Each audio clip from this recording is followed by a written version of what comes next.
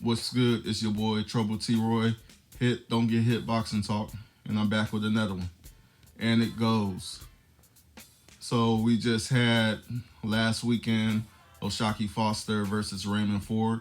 Oshaquie Foster coming out of the fight with a majority decision, which was pretty crazy. Those cards were all over the place, but overall, before the fight, I had Oshaquie winning by decision.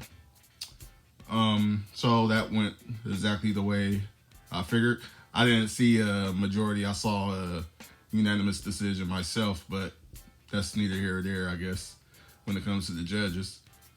But moving on from that, it was a good fight.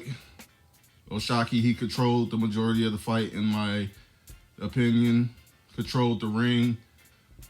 Landed some very nice straight shots on him. Straight combos. Very much in control of the whole fight. Well, like I said, the majority of the fight, Raymond Ford did have his times, but it just was too little too late for Raymond Ford, in my opinion. Raymond Ford, he's a decent fighter, but you see that he just has a lot of flaws, and he wasn't opening up when he should have, which could have been a mixture of just being tired, frustration. I know he was frustrated out there, especially towards the second half of the fight when Oshaquie was landing. And I just, in skill in general, just didn't have the skill to put forward on Oshaquie Foster. Oshaquie is a very skilled fighter, in my opinion, and I believe he's been doing very well for a while now, and I'm interested. So I guess this is where things get interesting for me. Him, Oshaquie Foster, and Shakur Stevenson been going back at it, back and forth for a while now, and Oshaquie basically came out of this fight saying, "I beat your little mans," or whatever. So it's you next. You said beat your little mans. I beat him. Now you next. You know, as in Shakur Stevenson, Raymond Ford's Shakur Stevenson's little guy, or little man, or son, or whatever you want to call it, or whatever, whatever it is. But, talking that mess, talking that shit, which I liked a lot. And from what it sounds like, Oshaquie Foster really wants that fight. Shakur, on the other hand, I'm not sure what Shakur wants to do with his career at all right now. He's at 140. Oshaquie's at 130. Shakur is a champion at 140 and a lineal title holder. So I'm not understanding why Shakur is not chasing, the other belts in his own division, as well as Oshaquie. One thing I'll say about Foster versus Shakur Stevenson fight right now, or at any given moment at this point, is I don't see neither one of them getting anything out of the fight at the end of it. If Shakur wins, I mean, what they gonna say? Well, he was bigger. Foster was never that good. Shakur ain't gonna get no real credit for beating Foster.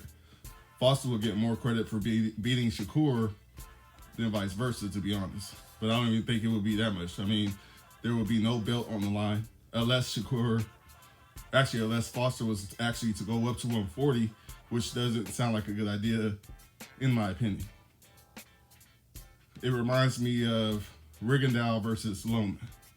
Probably not as bad of a result. Like, I wouldn't see Foster quitting, quit it on the stool or whatever. But I see just Shakur hitting and moving for 12 rounds and Foster probably not having an answer for it. That's just me. It would just be probably just a straight blowout, 12-round blowout. And that's it. Now we back to bullshit. Now Foster's career is in somewhat of a way tarnished. Who knows if he fights the same again after going all the way up to 140 just to come back down. And I mean, Shakur even said that he'll go back down to 135, but yet he saw about going up to 144 to fight Devin or going up to 147 to fight Ryan. So it's like, yeah, none of this shit. That fight just doesn't make sense to me. Nobody really has anything in the game at all. There's no belt at 135 available. So what would Shakur look like going down to 135 to fight again for nothing? I don't believe he'd do that. I believe Foster would. I believe Foster would go up to 140, but I just don't see it benefiting him at all. And in any way, I don't see Foster beating Shakur at all. That's just my opinion. And y'all can let me know what y'all think about that. But, I do understand that they are saying, which I kind of remember the story, but somebody in the comments could kind of fill me in on exactly what happened. But I remember there being some kind of agreement for Foster to fight Navarrete next, and so they could unify. I remember there was supposedly some kind of agreement, not a contract from what I understand, but some kind of agreement. But I don't know. That's why I don't like the agreement. They said they shook hands and everything. And I believe there's a video on that. I'll have to find it. You can look it up. But they shook hands on it. Matter of fact, I believe it was after Navarrete's last fight, if I am correct. Or one of his last fights. Last fight or a fight before that. They shook hands on the fight. Basically saying they're both willing to fight each other. But somehow the fight hasn't happened. It hasn't. Nothing's being spoken about it. So Oshaquie says, you know what? Since the Navarrete fight doesn't look like it's happening anytime soon, I'll fight Shakur Stevenson. To me, I'm like, okay, but I don't really like that fight myself. I'm a fan of Shakur Stevenson as a boxer, even though he's boring. Shakur is just, he's, let's move on. He's a skillful boxer. I'll just say that. And my thing with that fight is Shakur is definitely bigger than Oshaquie. Just when you seen them standing in the ring after Oshaquie versus Ford, Foster versus Ford, you see the just the height difference alone. And I see Shakur giving Oshaquie a lot of trouble in the ring. Like I said, I believe Oshaquie Foster is good in the division that he is in, but I don't think he has it for somebody like Shakur Stevenson. So my opinion is Oshaquie Foster needs to go ahead and try to focus in again on that Navarrete fight, and Shakur Stevenson should be chasing the Russells, chasing who else? Whoever's in his division. I can't even think of who's in his division at the moment, but be chasing those fights. Or, I mean, I don't even want to see this fight. I would say he'd go up and fight Devin Haney, but I don't think Devin Haney wants that fight. I don't think Shakur wants Devin Haney to come down to a catch weight. I don't think that's even necessary. Yeah, just Shakur needs to just focus on just controlling 140, and Oshaquie just focus on a fight with Navarrete, in my opinion, which I believe Oshaquie could beat Navarrete. I really do believe he can. I believe he has the skills to. I do believe Navarrete might be probably his toughest fight of his career. I would say so, because Navarrete is a full 130. Very full 130 when he fights. Has the power. He's very active, very come forward. It'll be interesting to see Oshaquie's footwork, which I believe he has excellent footwork, which is what really makes Oshaquie shine when he does. His footwork and his defense is pretty underrated. I won't even say underrated. He has really good defense. I won't say it's underrated. I mean, Oshaquie, I've seen him get hit a couple times, like in the last fight. Ford hit him a few good times, but overall, Oshaquie has, I'll say, above average defense, which is what keeps him, going. So I believe Oshaquie does have the ability to beat somebody like Navarrete, but it's just a matter of really just keeping Navarrete at a distance, really. And I'm not sure if Oshaquie has the power to keep Navarrete off of him, because Navarrete is going to come forward. He's going to come forward with everything that he got. And Navarrete doesn't slow down. As big as he is for the weight class, you would think he would slow down after rounds, but he doesn't really slow down. So that'll be another interesting thing to see with that fight. And on top of that, Oshaquie has always had this thing that I never liked about him, where he waits to the second half of the fight to start really fighting. And we've seen that judges, official and non-official, don't like that shit. To start really throwing, to start really getting active.